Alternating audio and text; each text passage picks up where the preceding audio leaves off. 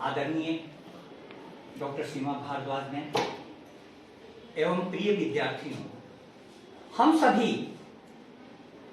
युद्ध व आम जन विषय पर चर्चा कर रहे हैं। हरदेव जोशी राजकीय कन्या महाविद्यालय की छात्राएं युद्ध के कारण जो हालात उत्पन्न हुए हैं, इससे बहुत ज्यादा चिंतित हैं, व्यथित हैं। इस स्थिति में हमें यह विचार करना है कि यह युद्ध जो होता है वो किस कारण से होता है।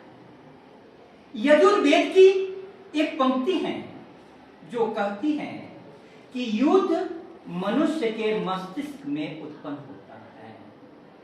War begins in the minds of man। मनुष्य के मस्तिष्क में उत्पन्न होता है। मन का एक छोर हमारे तन से जुड़ा हुआ है और दूसरा छोर आत्मा से जुड़ा हुआ है। यह मन गिरता है तो इंसान को शैतान बना देता है और यह मन उठता है तो इंसान भगवान बन जाता है। इस धरती पर परमात्मा ने जो सर्वश्रेष्ठ प्रतिभाएं भेजी, उनका चमत्कार हम विज्ञान के आविष्कारों के रूप में देख रहे हैं। आइंस्टीन, जिसने विज्ञान को नई ऊंचाइयां दी, मरते समय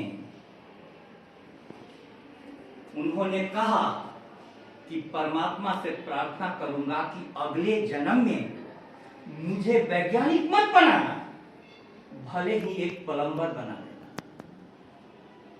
यह पीड़ा किस ओर इशारा करती है, आप सोचिएगा, जानने का प्रयास कीजिएगा। क्योंकि कोई भी वैज्ञानिक जब प्रयोगशाला में दिन रात अपने आप को खपाता है, अपने जान की बाजी लगा करके रिसर्च करता है, तो उसको प्रेरणा और शक्ति मिलती है सृजन से, विनाश से नहीं। उन्होंने सोचा था कि मैटर को तोड़ के इलेक्ट्रॉन, प्रोटॉन, न्यूट्रॉन को जो हमने पाया और जो परमाणु शक्ति अर्जित की, उससे मानव जाति का बहुत बड़ा कल्याण होगा। लेकिन वह एटम बम अमेरिकी राष्ट्रपति ट्रूमैन ने जापान के हिरोशिमा और नागासाकी पर गिराकर मानवता को ऐसा गहरा जख्म दिया कि उस समय से यह चर्चा चलती है, विज्ञान वरदान या अभिशाप। जैसा मैंने कहा कि विज्ञान वरदान बनेगा या अभिशाप बनेगा, शक्ति न्यूट्रल होती है, न्यूट्रल होती है। इन पैरों से आप मधुशाला की ओर भी जा सकते हैं, यही पैर आपको मंदिर की ओर भी पहुंचा सकते हैं। पैरों में शक्ति है, आपकी चेतना किधर ले जाएगी यह निर्भर करता है। रूस और यूक्रेन के युद्ध के कारण हम सभी विशेष रूप से इस कारण प्रभावित हुए। हजारों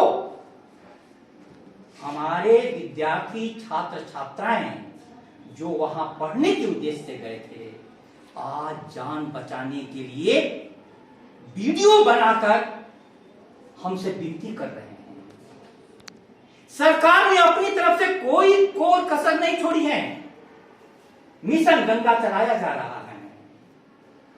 लेकिन कुछ विद्यार्थी ऐसी जगहों पर पहुंचे हैं जहां से उन्हें एडवाइजरी दी गई है कि वे बॉर्डर पर पहुंचे, और बॉर्डर उनका 1400 किलोमीटर दूर है और चारों तरफ बमबारी हो रही है, रास्ते उड़ा दिए गए हैं, रास्ते में परस्पर विरोधी सेनाओं के सैनिक आपके साथ बहुत कड़ा व्यवहार कर रहे हैं। ऐसी स्थिति में अब चिंता यह है कि हमारे होनहार विद्यार्थी कल जो डॉक्टर बनने के बाद अनेकों की जान बचाएंगे, उसमें से नवीन शेखरप्पा कर्नाटक का एक होनहार विद्यार्थी जान गंवा बैठा। कितनी बड़ी हानि है, कितनी बड़ी हानि है। एक और हरदीप नाम के विद्यार्थी को गोली लग गई।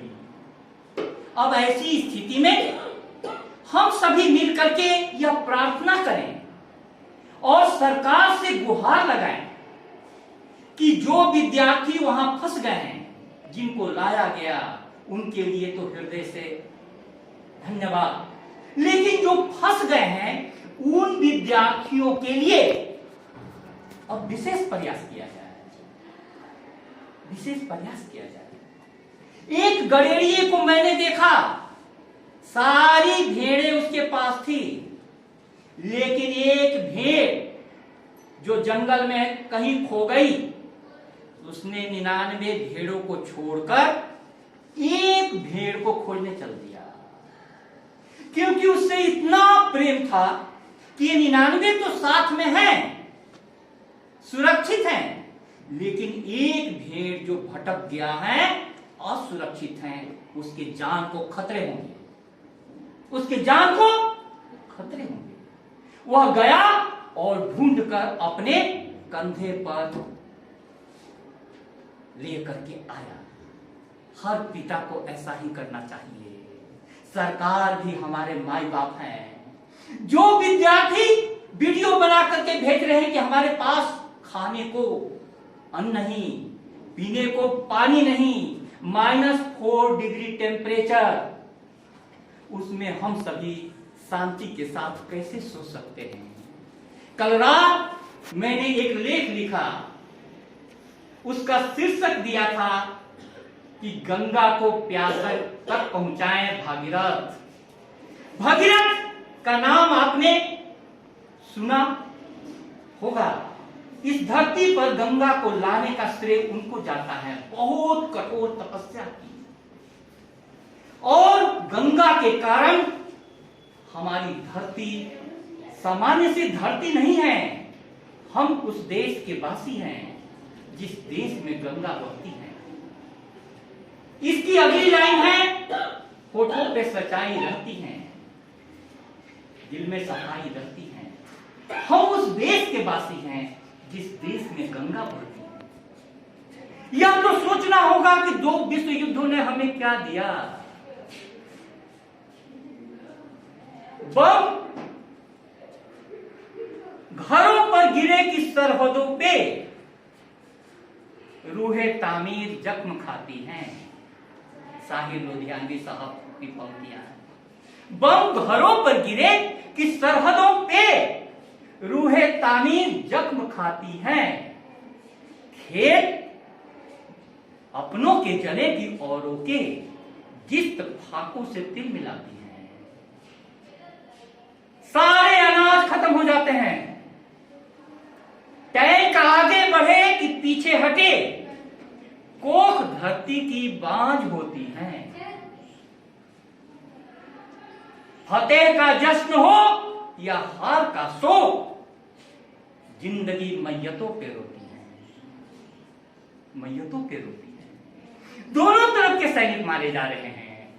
बस दावे किए जा रहे हैं कि हमने 500 मार दिए और उन्होंने 1000 मार दिए। बस इतना ही है दावा, लेकिन मारे तो गए।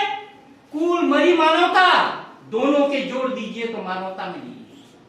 इसलिए ऐ शरीफ इंसानों, जंग टलती रहे तो बेहतर है। आप और हम सभी के आंगन में समाज जलती रहे तो बेहतर है। समाज जलती रहे तो बेहतर है। हम सभी को यह सोचना होगा, जीवन हमारा है। युद्ध का निर्णय कौन करते हैं? तानाशाह। पीसता कौन है? जनता। मैं देख रहा हूं दोनों तरफ से अहंकार की गोलियां लगाई जा रही हैं कि हम नहीं झुकेंगे, लेकिन इसमें मैं किसी औरत का चित्र देखता हूं तो वो चित्र इस रूप में आता है कि वह अपने बच्चों से गले लगकर रो रही है। सबसे ज्यादा पीड़ित महिलाएं होती हैं, बच्चे होते हैं जिनका कोई भी सहारा बचता नहीं है। इसलिए हरदेव जोशी राजकीय कन्या महाविद्यालय से यह आवाज जन जन तक पहुंचे कि युद्ध से कभी किसी का भला नहीं हुआ।